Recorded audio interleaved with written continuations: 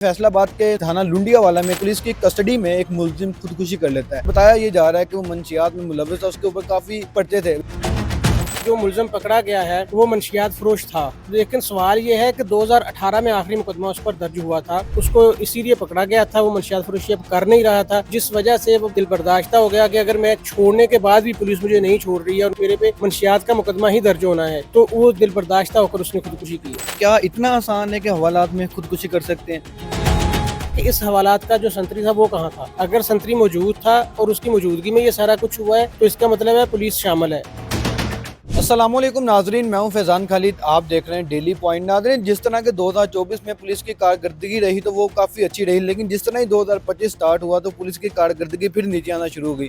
कभी तो थाने के अंदर घुसकर लोग मुलजिमों को कत्ल करते रहे, और आज भी गुज़िश्ता रात फैसलाबाद के थाना लुंडियावाला में एक ऐसे वाक़या पेश आता है कि पुलिस की कस्टडी में एक मुलजिम खुदकुशी कर लेता है, जो कि बताया ये जा रहा है कि वो मंशियात में मुलव्वस था, उसके ऊपर काफ़ी पर्चे थे। लेकिन बात यहाँ पर यह है कि पुलिस के थाने के अंदर इस तरह के वाक़या दिन ब दिन बढ़ते जा रहे हैं कि कभी तो कोई मुलजिम आकर वहाँ पर कत्ल कर देता है, कभी कोई वहाँ पर खुदकुशी कर लेता है।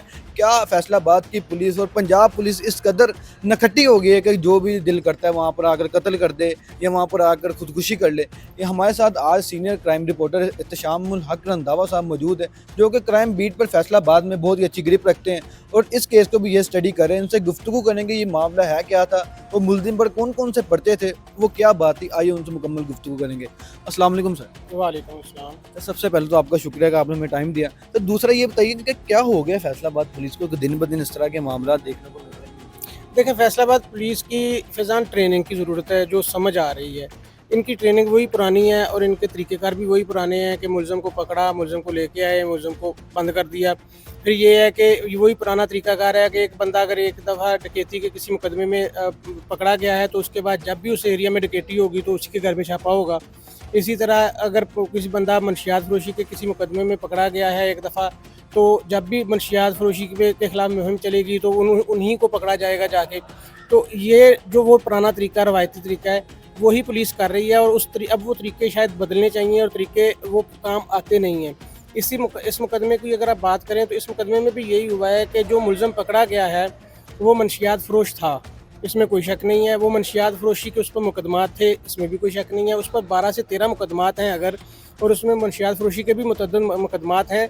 तो लेकिन सवाल ये है कि 2018 में आखिरी मुकदमा उस पर दर्ज हुआ था। 2018 के बाद 2025 में मुकदमा दर्ज पुलिस उसी दिन कर रही है जिस दिन उसने खुदकुशी की है। तो इसका मतलब है कि दरमियान में 7 साल उस पर कोई मुकदमा दर्ज नहीं हुआ। अब क्या 7 साल उसने मंशियात फ़रोशी की नहीं है? और अगर नहीं की है तो इसका मतलब है वो छोड़ चुका है, उसको पकड़ना नहीं चाहिए था। और अगर वो 7 साल मंशियात फरोशी करता रहा है तो फिर उसको पकड़ा क्यों नहीं गया, उस पर मुकदमा क्यों नहीं दर्ज हुआ? ये उससे बड़ा सवाल है कि अगर वो मंशियात फरोशी कर रहा था तो 7 साल तक पुलिस ने उसको पकड़ा ही नहीं। तो जो सोर्सेज का ये कहना है कि वो मंशियात फरोशी छोड़ चुका था 7 साल पहले, जबकि पुलिस ने अब दोबारा मंशियात फरोशी के ख़िलाफ़ जो मुहिम शुरू की हुई है फैसलाबाद पुलिस ने, और उसमें रोज़ाना की बुनियाद पर ये मुकदमात दर्ज करते हैं। रोज़ाना की बुनियाद पर जो हर थाने ने रिपोर्ट जमा करवानी होती है CP ऑफिस में कि जी हमने आज इतने मंशियात फरोश पकड़े हैं, ये इतने मुकदमात दर्ज किए हैं। तो शायद उसी वजह से इन्होंने पुराना रिकॉर्ड निकाला कि फ़लाँ बंदा मंशियात फरोशी में हमें चाहिए, मुलव्वस था, अब उसको पकड़ लाएँ। उसी को पकड़ के लाए हैं। सोर्सेज ये कहते हैं कि ये उसको इसीलिए पकड़ा गया था, वो मंशियात फरोशी अब कर नहीं रहा था, तो जिस वजह से वो दिल बर्दाश्ता हो गया कि अगर मैं छोड़ने के बाद भी पुलिस मुझे नहीं छोड़ रही है और मेरे पे मंशियात का मुकदमा ही दर्ज होना है, तो वो दिल बर्दाश्ता होकर उसने खुदकुशी की है। सर ये बताइएगा कि उसके ऊपर कितने मुकदमा थे? क्या वो सारे के सारे फैसलाबाद के थे या पाकिस्तान के किसी और दूसरे शहर से? देखिए, पंजाब पुलिस ने पूरे पंजाब का रिकॉर्ड इकट्ठा किया है, फैसलाबाद पुलिस ने पूरे पंजाब का रिकॉर्ड इकट्ठा किया है और पूरे पंजाब के रिकॉर्ड में मेलसी है, जो विहाड़ी की तहसील है, वहाँ का भी मुकदमा है उस पर, गुजरपुरा थाना लाहौर का भी मुकदमा है उस पर, और उसके अलावा फैसलाबाद के बहुत मुतअद्दिद थानों के मुकदमात हैं उस पर। तो ये तमाम जो मुकदमात हैं पूरे पंजाब से उन्होंने इकट्ठे करके 12 से 13 टोटल मुकदमात थे जो दर्ज किए। दूसरा आपका सवाल था कि क्या सिर्फ मंशियात फरोशी के मुकदमात थे, तो मंशियात फरोशी के मुकदमात सिर्फ नहीं थे।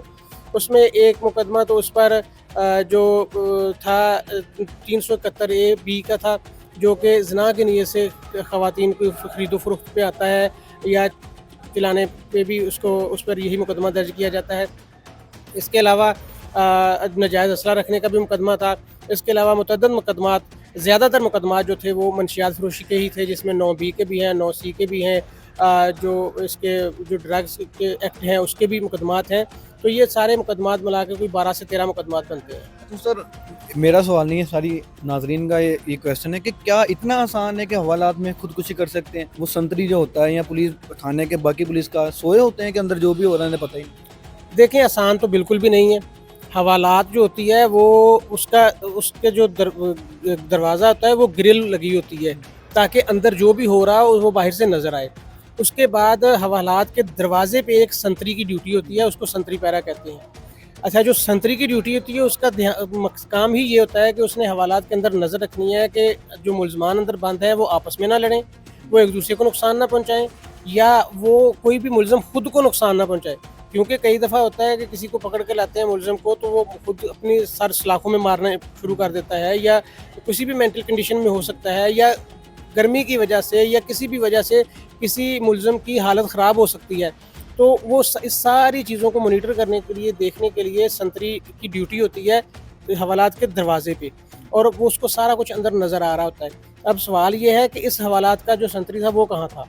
अगर संतरी मौजूद था और उसकी मौजूदगी में ये सारा कुछ हुआ है, तो इसका मतलब है पुलिस शामिल है। और अगर संतरी मौजूद नहीं था और उसको मौजूदगी में ये नहीं हुआ, तो फिर तो उससे बड़ा सवाल है कि संतरी पहरे पे जो बंदा मौजूद था वो अपनी इतनी भारी जिम्मेदारी उस पर, और वो अपनी ड्यूटी छोड़ के कहाँ गया हुआ था।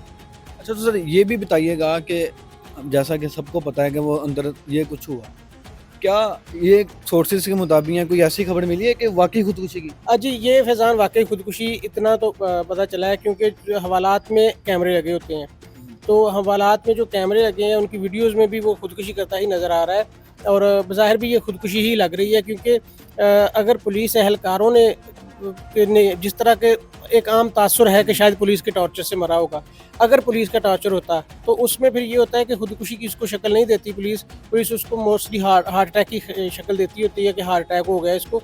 लेकिन इस मामले में पुलिस टॉर्चर ना तो साबित हुआ है, ना पुलिस टॉर्चर लग रहा है।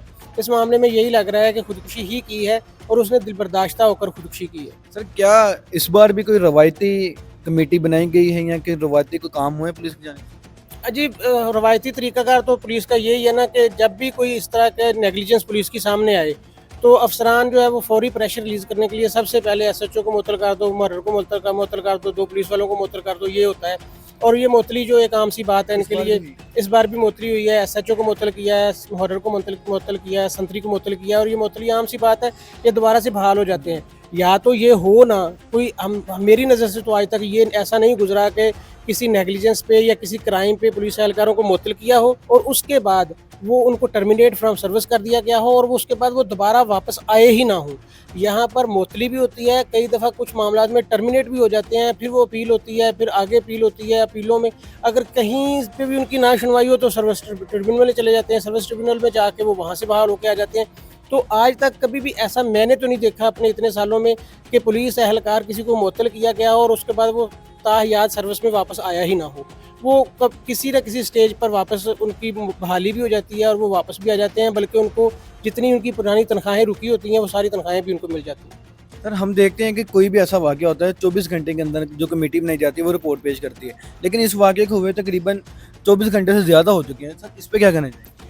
अच्छा फैज़ान, इसमें ना एक बड़ा अजीब सा ट्रेंड अब पकड़ लिया है पुलिस अफसरान ने भी, कि नोटिस ले लिया। पहले तो नोटिस का सुना था कि कोर्ट ने नोटिस लिया है, सुप्रीम कोर्ट ने नोटिस लिया है, सुमोटो लिया है, या वज़ीर आला ने नोटिस लिया है। अब ये अजीब सा ट्रेंड आ गया है कि CPO ने नोटिस ले लिया, RPO ने नोटिस ले लिया। अब जब ये कल इंसिडेंट हुआ है खुदकुशी का, एक RPO ऑफिस की तरफ से मीडिया को खबर जारी की जा रही है जी, RPO ने नोटिस ले लिया, CPO से रिपोर्ट तलब कर ली। अच्छा, CPO ऑफिस की तरफ से जो खबर जारी की गई मीडिया में, उसमें CPO ने नोटिस ले लिया, SP से रिपोर्ट तलब कर ली। भाई ये सारे ऊपर से लेके नीचे तक नोटिस ही ले रहे हैं। नोटिस तो एक अथॉरिटी ने लेना होता है। ये अजीब ट्रेंड आ गया है कि जिनका काम है, जिनकी जिम्मेदारी है, जिन्होंने करना है, वो नोटिस ले रहे हैं, अगले पे डाल रहे हैं। अब इस मामले में भी यही हुआ है कि नोटिस लिया है, वो 3 लोग मुअत्तल किए हैं ताकि फौरी तौर पर जो एक प्रेशर होता है वो रिलीज़ हो जाए। उसके बाद जी इंक्वायरी कमेटी बना दी है, 24 घंटे में रिपोर्ट पेश करेगी। इंक्वायरी कमेटी ने 24 घंटे में रिपोर्ट पेश करनी है, जो कि अभी तक नहीं आई है। अब वो अगर इंक्वायरी कमेटी की रिपोर्ट आएगी भी तो यही आएगी कि हाँ जी खुदकुशी की है, ये बंदे जो थे इनकी नेग्लिजेंस है, जिनको पहले से मुअत्तल कर दिया गया है।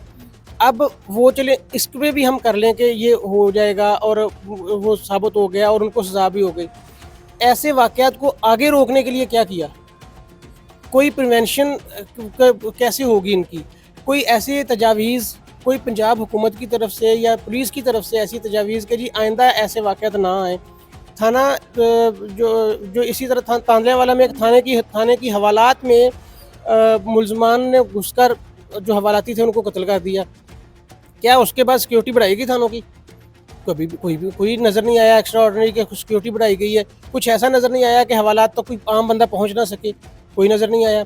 इसी तरह जैसे ये वाक़या हुआ है खुदकुशी का, तो क्या इसके बाद सवाल ये है कि इसके बाद ऐसा होगा कि ऐसे वाक़यात पे ना हों, कोई तजावीज़ ऐसी आएँगी जो कि पुलिस की तरफ से अभी तो नहीं नज़र आ रही हैं। और डांग टपाऊ प्रोग्राम चलता है पुलिस में भी अब ना कि डांग टपाऊ है कि हाँ जी हम ये कर रहे हैं, हम वो कर रहे हैं। कॉस्मेटिक एक्ट्स जो होते हैं ना वो करे जा रहे होते हैं, जो ओरिजिनली जिन पे काम करना चाहिए वो करते नहीं हैं और वो इसी तरह वाक़यात पे दर पे होते रहते हैं। सर बहुत शुक्रिया आपके टाइम का। सर जैसे आपने एक्सप्लेन किया। जी नाज़रीन, जैसा कि आपने सुना कि ये केस क्या था, किस तरह से पुलिस के हवालात के अंदर किस तरह से सारे मामला पेश आते हैं, जैसे कि आपको पूरा डिटेल में डिस्कस किया है किस तरह से तांदलेवाला थाना में लोगों ने आकर मुलजिमों को हवालात के अंदर कत्ल किया और उसके बाद फैसलाबाद के लुंडियावाला थाना में एक मुलजिम ने खुदकुशी कर ली। और ये फैसलाबाद के थानों की सूरत हाल थी जो आप तक पहुँचाई।